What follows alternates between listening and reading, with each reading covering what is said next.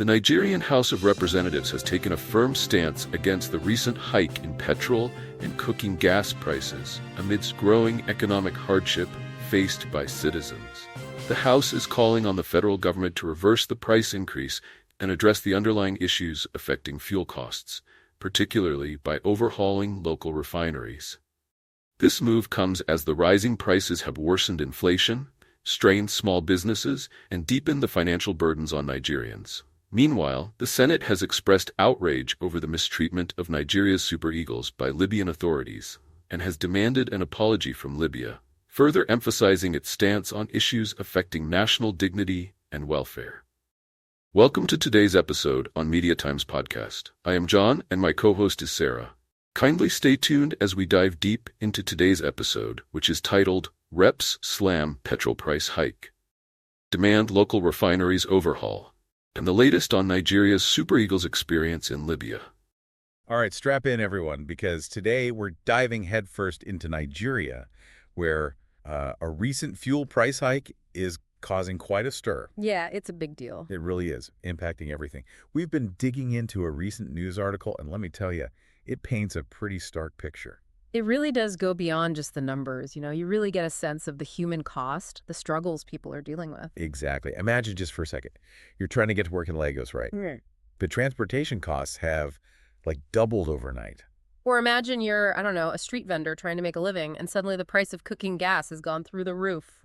Those everyday things. Absolutely. And the article really drives that home, families struggling to put food on the table, healthcare becoming even more out of reach. It's a ripple effect touching every part of life there. And we're not talking about some, abstract economic theory here. This is impacting real people in a very real way. Precisely. And it's against this backdrop that we see Nigeria's House of Representatives, one of the chambers in their legislative branch, stepping in with, well, you could say a sense of urgency. So they're not just, offering sympathy. No, not at all. They're straight up demanding the government reverse these price hikes. We're seeing lawmakers like Chinda, Issa, Gagdi, Uzodinobi, all coming out with really strong words expressing deep concern for the people they represent. Okay, so they're acknowledging the problem. But are they offering any concrete solutions? What are they suggesting? They are, and this is where things get interesting. One of their main proposals is to finally tackle Nigeria's domestic refineries. They've had problems for a long time, and get them back in shape. All right, get them up and running. The idea is that if Nigeria can produce more of its own fuel, it won't be so vulnerable to the whims of the global market and, so reliant on imports. Makes sense, but hasn't we heard this all before? Haven't there been promises made before about fixing these refineries? That is the million-dollar question. This isn't exactly new territory. Promises to fix the refineries have been made before by previous administrations, and yet, well, here we are. So there's definitely a sense of we'll believe it when we see it. Yeah, there's definitely a degree of skepticism, and understandably so, especially with the stakes as high as they are.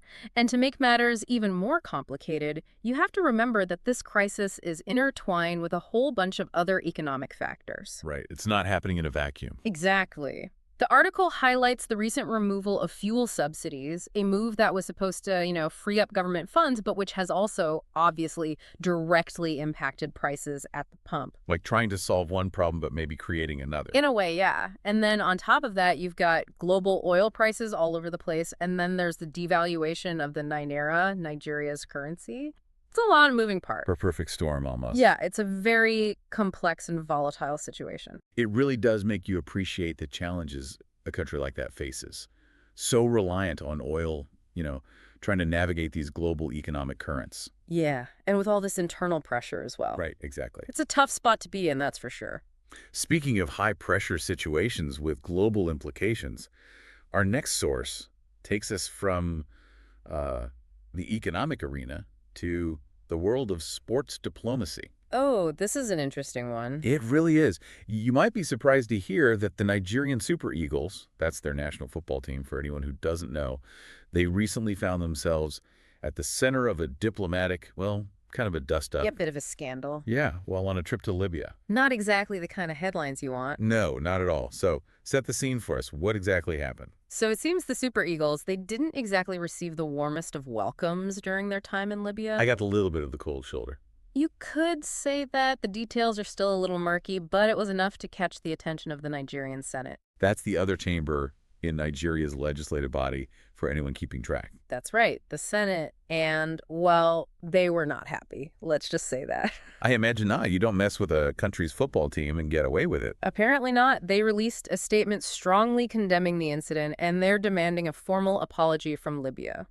So they're not letting this one slide. Absolutely not, and they're taking it a step further, actually, calling for a full investigation by the Confederation of African Football, that's CAF, the governing body for football in Africa, and that could lead to some pretty serious sanctions. Wow, so this isn't just about, like, unsportsmanlike conduct then. It seems like the Senate sees this as, I don't know, an insult to Nigeria's national pride. For sure, it really highlights how, even sporting events, especially those with national teams, can become these flashpoints in international relations. It makes you wonder if there's a bigger story here, right? Like, is there some underlying tension between Nigeria and Libya that this is sort of a symptom of?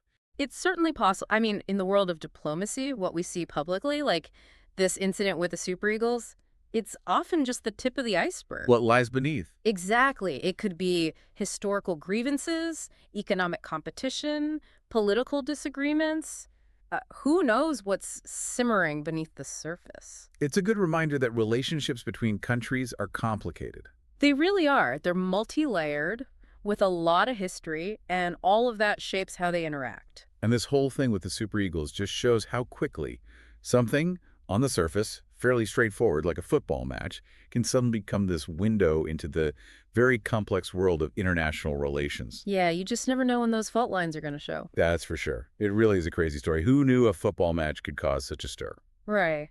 It goes to show sports and politics, they're more connected than we sometimes think. Totally. But let's circle back for a second to that fuel price hike. Yeah. And those Nigerians dealing with the fallout. Yeah, it's easy to feel, I don't know, a bit helpless, when you think about the scale of it all. It's a big problem. It is. And there are no easy solutions. It's interesting.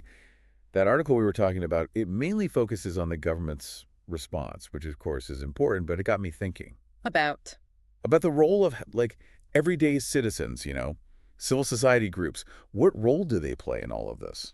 That's a really important point. I mean, change often comes from the ground up, right? Exactly. It's about people coming together, demanding accountability, supporting local businesses, finding creative ways to deal with these challenges, Absolutely. It's about resilience, about taking action, even when things seem impossible. It's about not giving up hope. Exactly. And that's what I love about these deep dives. They don't just give you the headlines. They make you think.